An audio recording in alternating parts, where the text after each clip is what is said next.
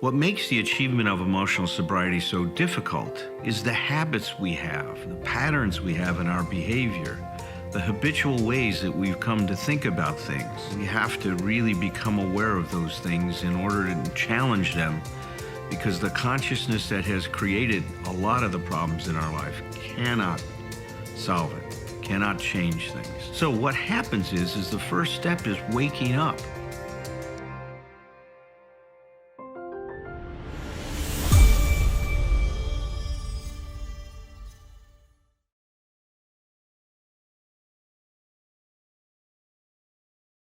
Right now what we're doing is we are exploring, how the 12 steps of Alcoholics Anonymous promote a much healthier, what we're calling an authentic self-esteem that's really grounded in a sense of humility.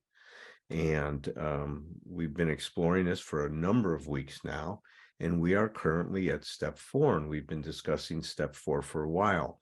Last week, Herb Kaighan began sharing with us from his 12-step workshop, his format in his guidelines for doing this step 4. So we're going to continue with that tonight, and then we may have one more week with Herb, depending on how far we get. And then I'm going to introduce the idea of how to inventory these unenforceable rules and to start moving towards surrendering those. And we'll be doing that as soon as we wrap up Herb's discussion. So Herb, welcome. And once again, thank you for coming in and sharing your work with us. I'm really excited to see where we go tonight. Well, I'm excited to be here, and I just want to make sure that people understand that I'm giving a very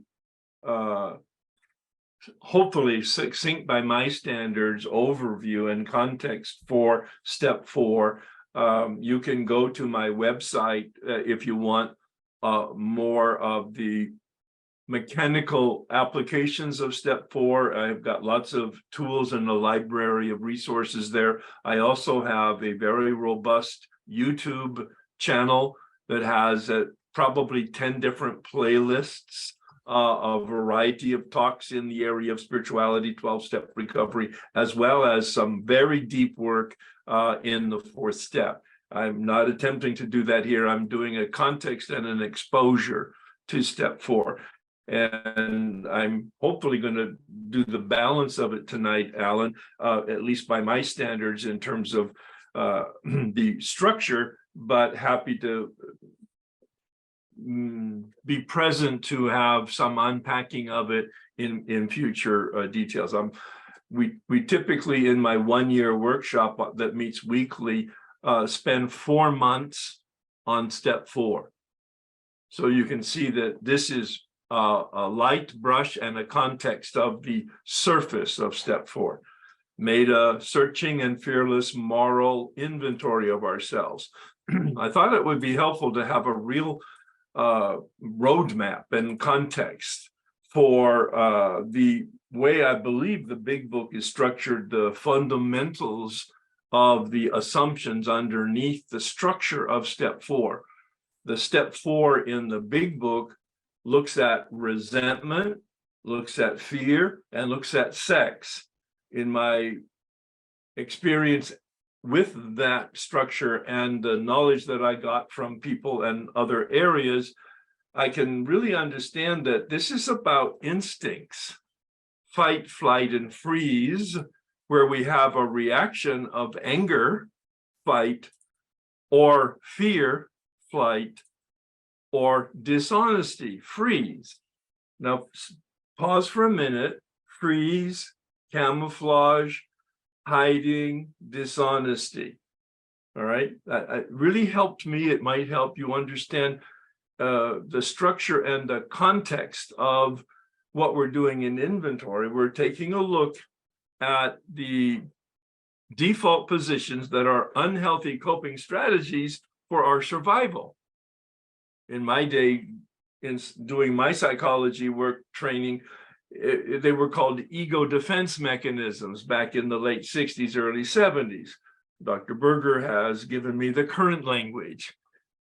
unhealthy coping strategies. Much more sophisticated, much more gentle, probably much more accurate. But the anger presents us with resentment when it's held. I arbitrarily say held over 24 hours. If you're holding anger beyond the event, it's going to be deleterious, unhealthy.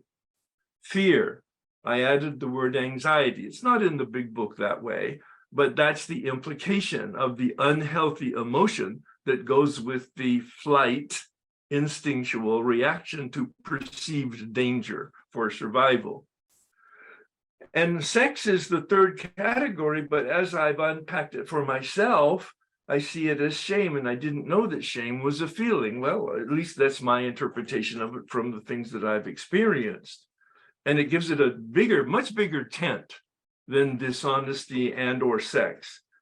It tells me a whole lot. That's my sort of my priority and my primary unhealthy coping default strategy. Unhealthy, all of it. And Bill says in the big book on page 62, if you want to look it up, selfishness, self-centeredness, exclamation point, is the root of our trouble.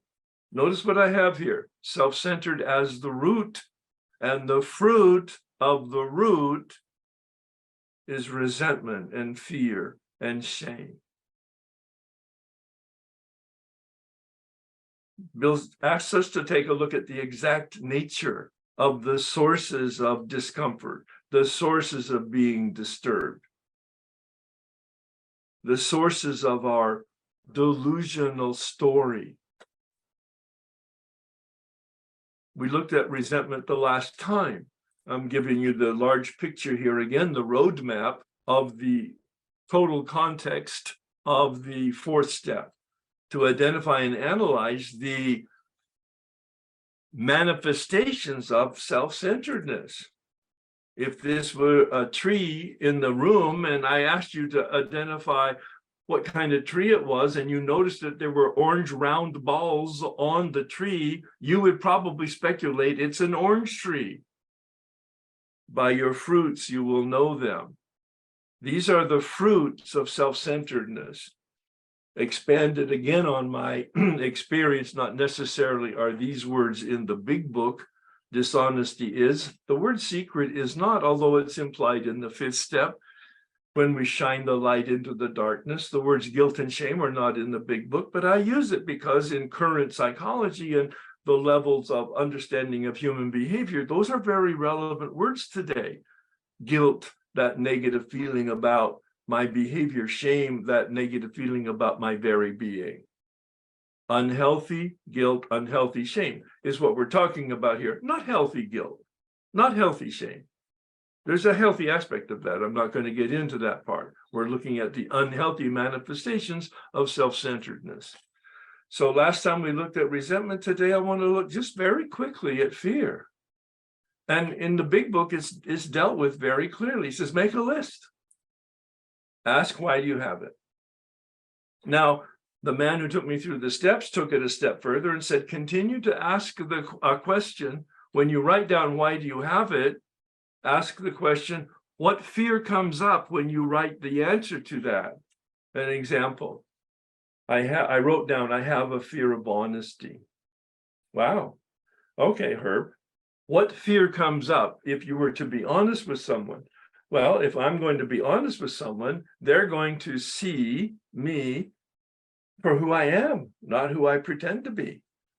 Well, what fear comes up when that happens? Oh, well, I won't be able to manipulate them the way I want.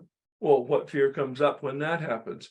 Well, I won't get what I want, or I'll lose what I have. And that can go on for a while until you come to an answer. My answer was, I'm not worthwhile. I have to pretend that I'm a superior, entitled, exempt, and unique person in order for me to actually just be even in life. I had to overcompensate. Now, I had some psychology and some therapy that allowed me to get a little more sophisticated with my analysis, but my God, it blew up my dishonesty. I understood why I had it, that low self-worth and that lack of self-esteem. The big book suggests very simply that it's a lack of trust of God. Well, it's really true. It's deep wisdom in the sense of spiritual. It's just kind of glib. It doesn't really help me a whole lot. He calls it self-reliance. That helps me a lot. I didn't trust life, and I certainly didn't. I thought God was irrelevant, actually. I had a tremendous belief and faith in God in the sense of the academics and the theology. I had been in a monastery for 7 years studying to be a Catholic priest. I knew some spiritual stuff, but I never applied it, but I didn't know that I didn't apply it. My feet told me the truth. It's a very confrontational thought. And I don't mean to offend anybody, but I do mean to disturb everybody. Your feet, my feet, tell me who I am. If I'm robbing banks, I'm a bank robber. If I'm cheating on my wife, I'm unfaithful. If I'm telling white lies, I'm a liar. If I'm cheating on my expense account, I'm a thief. My behavior tells me who I am. My behavior tells me what my principles are. My behavior tells me what my character is. My thoughts are very relative and subjective. My feelings are very ephemeral, biochemical reactions to my perceptions of reality. My feet never lie to me. My feet are objective. They tell me the truth. That may be helpful. I hope it is. Well, what about sex? This changed my life, this inventory. Make a list. Ask, what should I have done instead? There's 9 questions. This is the 9th question. It's the most transformative. Not what I should have done instead in terms of guilt or shame or cultural norms or parents' norms or religious norms. No. Inside you, Herb. Inside you. If you were presented with this situation today, with the consciousness that you have and the desire to be a decent human being today, if that situation at age 20 or 30 or 40 were presented to you, how would you want to behave? Oh, I would want to be honest, rigorously honest, actually. Oh, I would want to be considerate. Oh, I would want to be sensitive. Oh, I would want to be aware of their needs. Well, that's not the way I operated. So I discovered that I had principles that I didn't use. And then I discovered that I didn't have some principles that I needed to have in order to be a decent human being, because that was the outstanding vision for me at that point, 4 years sober.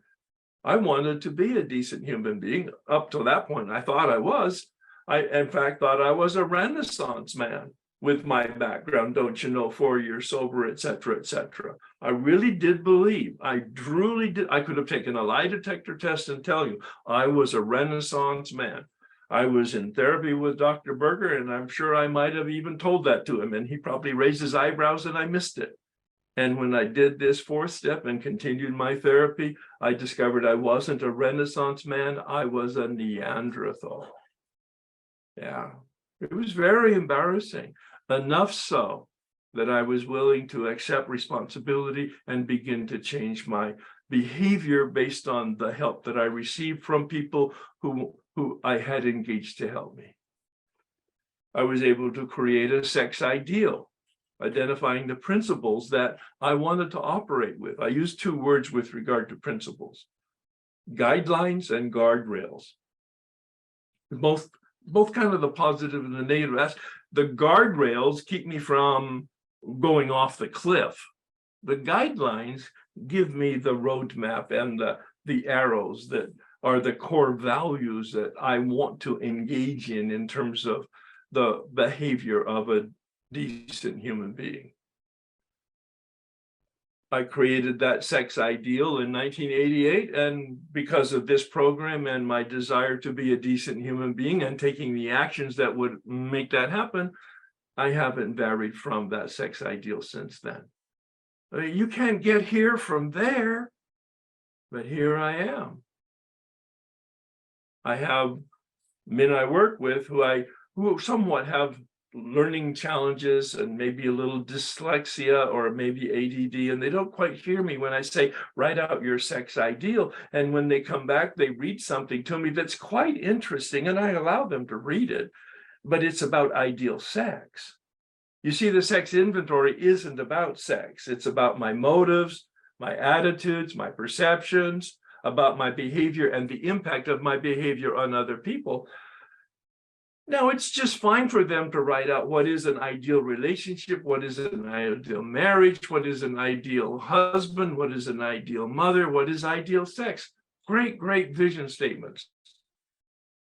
But that's not the request here in the big book. The request here in the big book is to write out your sex ideal, the principles that will guide you going forward. I created another category of inventory out of my experience. It's not necessarily in the big book. I do believe it's implied about dishonest, that freeze or shame, instinctual reaction for survival. So I ask, what areas do you have that bring discomfort or embarrassment? What areas do you feel guilt and shame in? What areas do you have secrets about? Any secrets? And even if you've revealed the secret to somebody, but you still have discomfort or embarrassment about it, it requires some writing and some reading in a fifth step. This man who took me through the steps had been sober for 16 years and relapsed. And he says he kept a secret in his first year. It was the cancer that metastasized over those 16 years that eventually built the cancer metastasized to the level that it blocked the sunlight of the spirit. And he relapsed and he had a hard time coming back. He did after 5 years. I met him when he was 8 years sober, and he helped me not make his same mistakes. A wonderful, transformative experience. A spiritual awakening, that's what's promised. And if you're not familiar with it, or if you missed it, step 12 has only one promise, and it's in the step itself. Well, there's many promises in the step, but the step itself articulates the promise. Having had a spiritual awakening as the result of these steps. The promise of the 12th step is a spiritual awakening, a change in the way we think and feel and behave, and it's done to us, not by us, but not without us. That grace and willingness combination. That's my overview of step 4. Thank you.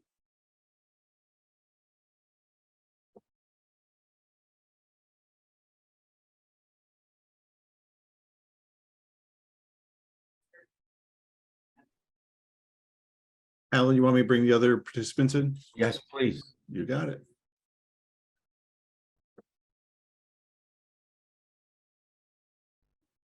Did I win something? Yes, you did. And we're waiting. And there's your prize, Roger. Roger! You get to sit next to Roger. Hey, me and Roger. Hey, Tom.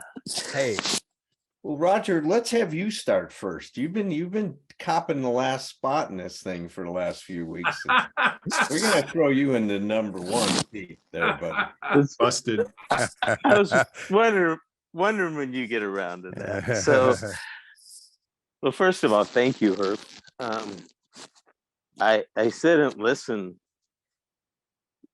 and I shake my head, man. The level of thought and reflection and analysis and self-exploration and self-confrontation that you so willingly share with all of us. And the structure of what you present and the depth that it has is remarkable to me. So I really do want to thank you for all the intelligence, effort, and commitment. My God, man, over a long period of time. Yeah. that you've shown. I thought tonight I would take a little more in a self-esteem direction to tie into some of the ideas that you talked about. I loved how you talked about the primacy, the importance of fear. It's been a big issue for me in my life. A hesitation, a tendency to freeze, a tendency to avoid, and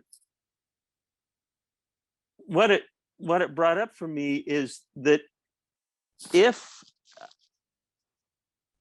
well, first of all, as I keep asking those questions, okay, I'm afraid this might happen. Well, if that happened, just as you said, what am I afraid of then? What am I afraid of then? I love the way that process goes, because I get to more and more fundamental fears. As you said, what it normally is for me is fear of my own true identity from my sense being exposed, right? Which of course at some level is my false identity, but if I believe it, right, and I have a ton of shame and guilt about it, then it may as well be my true identity in certain respects. So I just loved how you place importance on the idea of fear. And in some of the work I was trained to do, we contrast certain emotions with the negative polarity as we think of it in terms of how it feels, and the positive polarity. We contrast pain and pleasure, fear and trust, longing and fulfillment, and strangely, maybe for some people, anger and love. Nothing kills love faster than the buildup of resentment.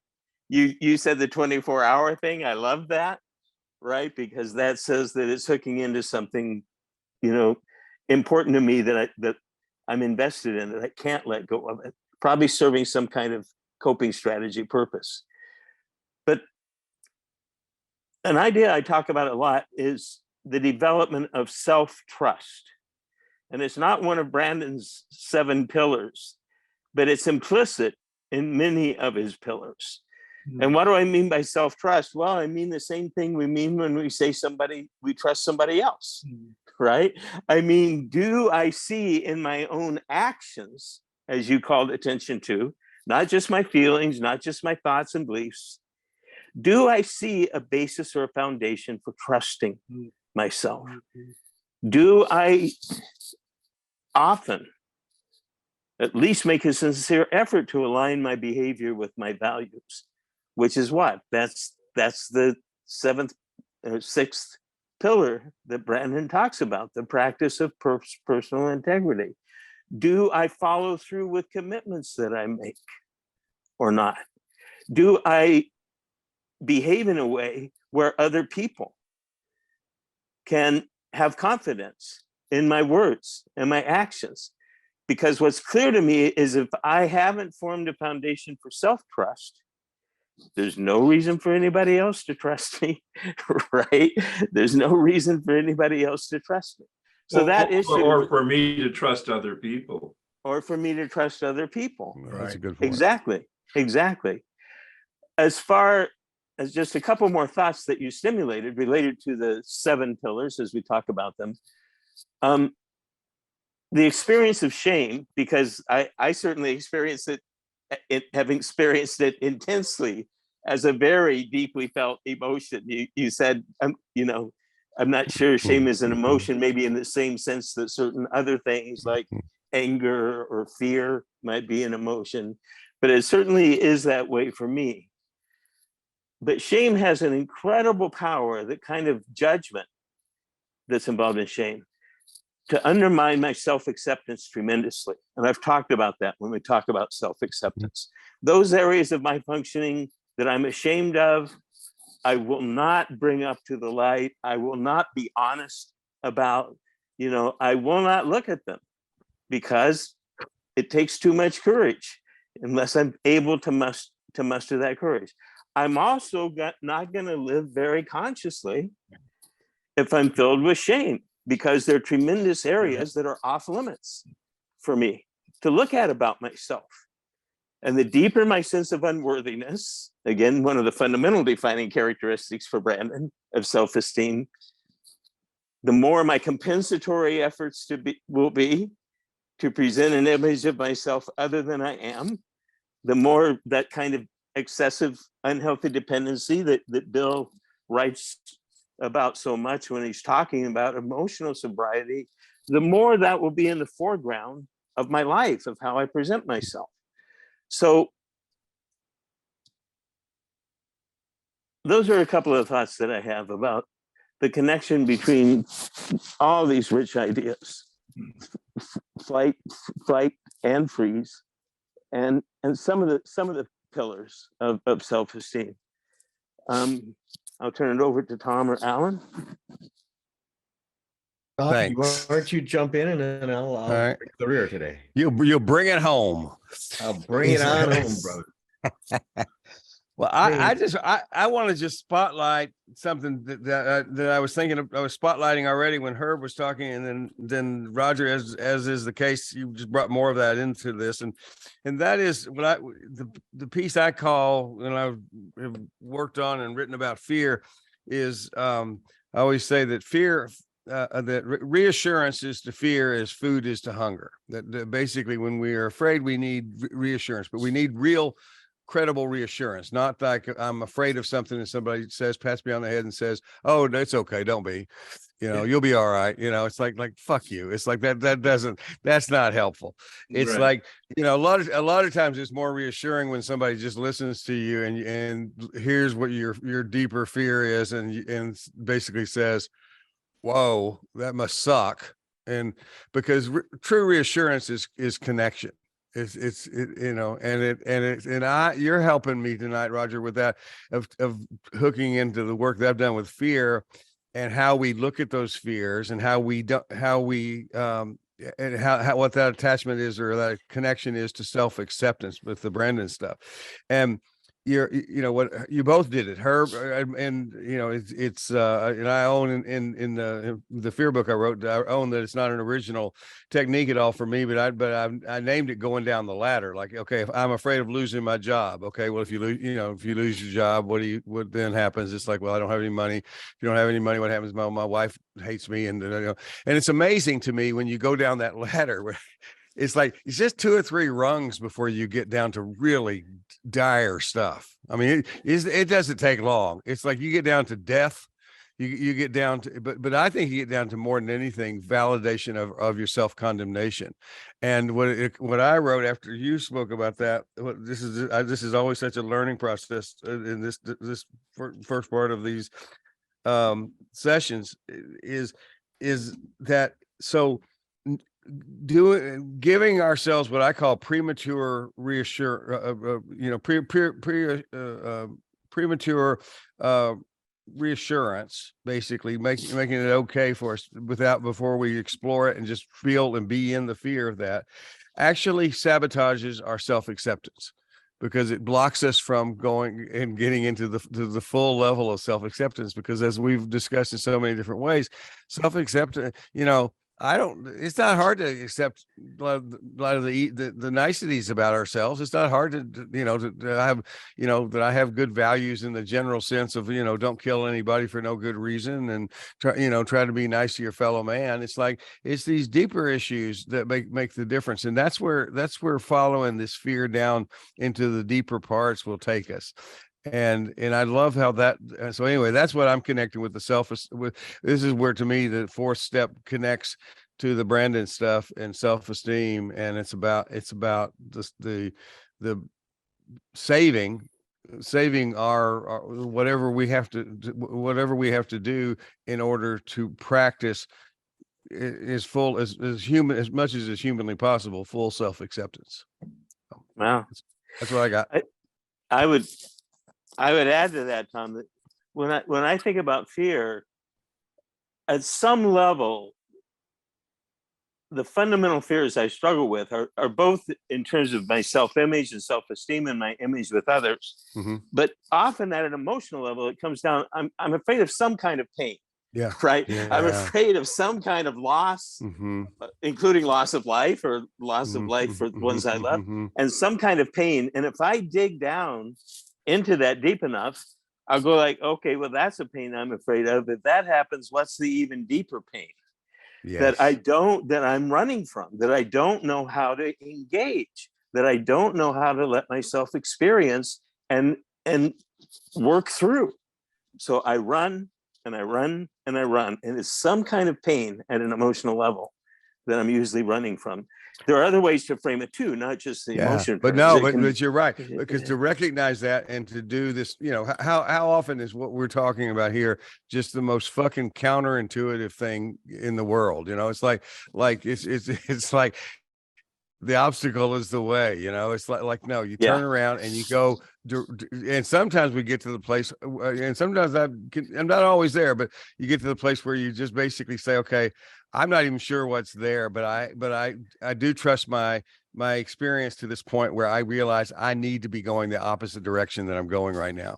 And at that point, by the way, anybody listening who identifies with that, that's the point in time where, I don't care how much you like it or don't like it. That's when you reach out and you get support from other people who can help you. Don't go, the old expression, my mind's a dangerous neighborhood. Don't go in there alone.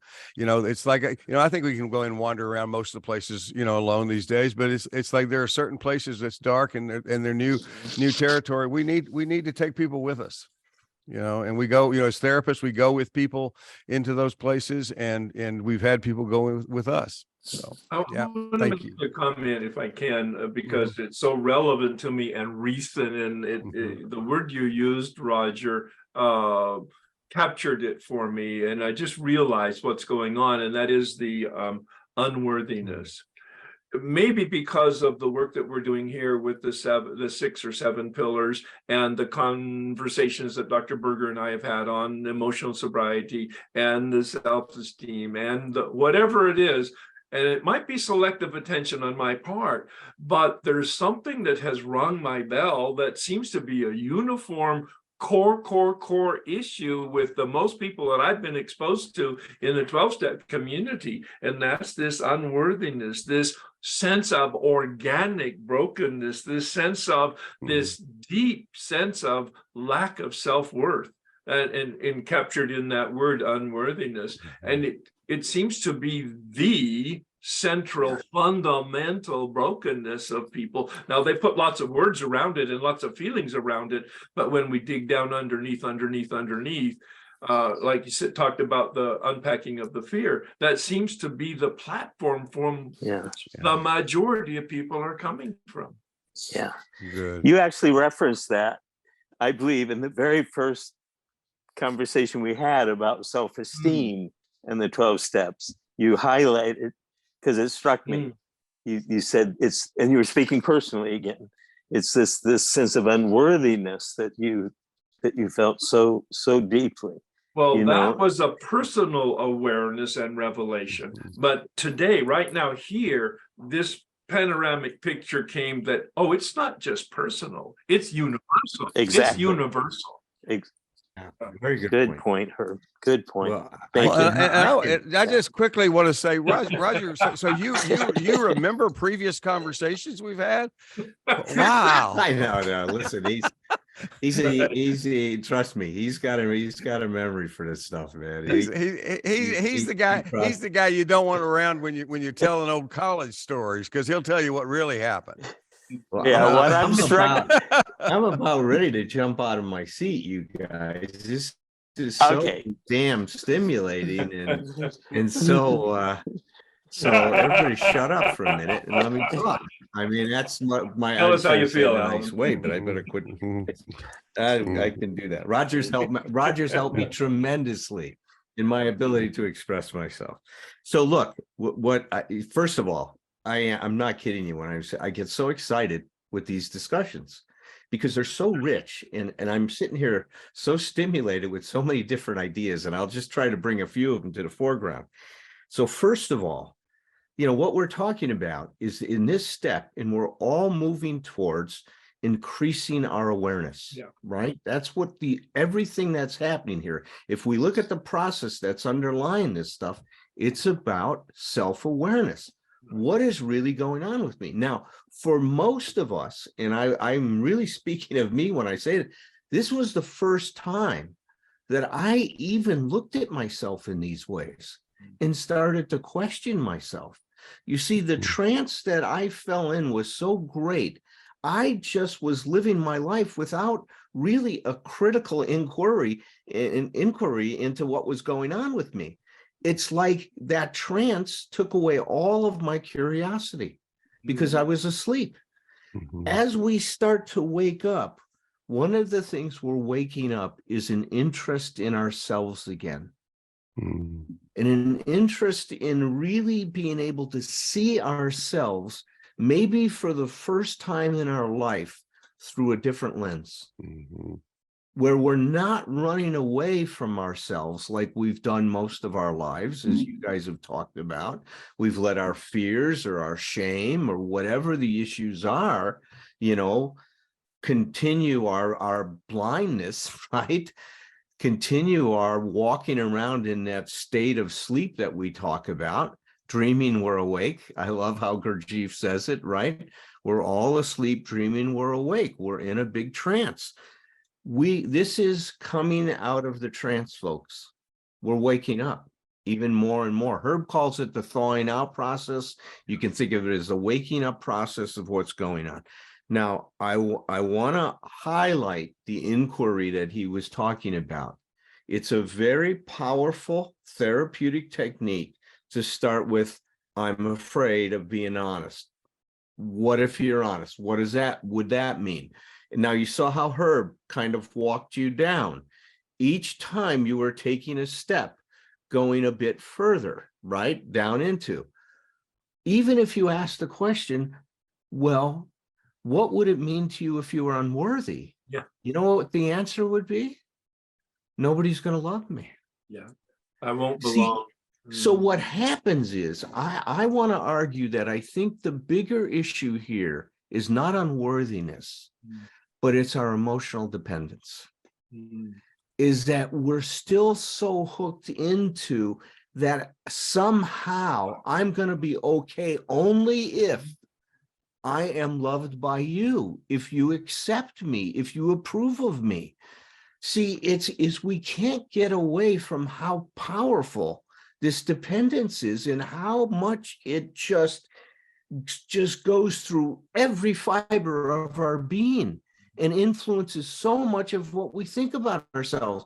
Because I know for me, my big problem, if we go back to self-accept, I thought that you could never love me unless I was what I thought I should be, and I could never live up to those impossible demands that I had of myself. So even my shame was oftentimes because I was comparing myself to this ideal I had, which was so steeped in perfectionism and in absolutes and things that were inhuman. And I was ashamed of being human. I mean, how crazy is that? Well, pretty damn crazy. I was pretty damn crazy. I gotta tell you, and so as stuff starts to come to fore. So anyway, the other thing I just wanted to say was this connecting to the selfishness. That's the thing that stood out to me, Herb, when I did my first step 4 and subsequent ones. Yeah. Self kept popping up, right? Self. Now, what I could never see before is that was part of the trance. Yeah. You see, the trance, Don Miguel Ruiz calls it our domestication. Yeah. We are raised to think of us as having this personal importance. It's all about me. You see, it's the all about me syndrome that we start to see here. And we've got to see that there in our culture, and I love what Christopher Lasch says about our culture. It's a culture of narcissism. We promote narcissism. We promote a culture that gets us all to think about ourselves, our personal importance, and it's all about me. And that's not narcissism in terms of the personality disorder. It's just that the focus is so much about me. And look, so we are waking up in so many ways in seeing things. So that's the exciting part of this. We are on a journey of self-discovery that I will tell you, if you're new to this journey, you have no idea where it's going to take you yet. Right. But get ready, strap in. It's going to be quite a ride. We're going to tell you that much. And it's going to be, you're going to at times love what you're discovering, times you're going to hate what you're discovering, and you're going to love that you're hating it. Right, I right. mean, it's an unbelievable process. So thank you, Herb, for bringing this to us. It was great. You're welcome. And I had a thought as you were talking, Alan, that part of this is how we're structured over the millions of years that we've survived in community. Think about what was the worst thing that what could happen to you in a community? Banish. That's right. You were Oh, yeah. banished, or in the Oh, yeah. Catholic Church, you were right. excommunicated. That's All right. Like you're condemned to death, and you're condemned to hell. That's right. I hear a lot of people criticize the 12 steps that they're old-fashioned. I can understand that criticism. They were written back in 1935. Some people that are agnostic have difficulty with the word God used in the steps. For me, I look at the process that's involved. The forces that the 12 steps generate are so powerful that I think they're ageless. There's this interesting phenomena that happens when you work the steps. They create a charge and then a discharge. You know, the first step, we're powerless. Our life has become unmanageable. It creates this charge. You know, we're in big trouble and we don't know what to do. And then step 2 comes along and it says we have hope. That charge, that existential crisis that we have is resolved. What's happening here is parallel to life. We charge ourselves when we breathe in. When we exhale, we discharge. That's the rhythm of life. And the way I love to think about the 12 steps, it's helping us get connected to the rhythm of life so we can learn how to show up in a good way.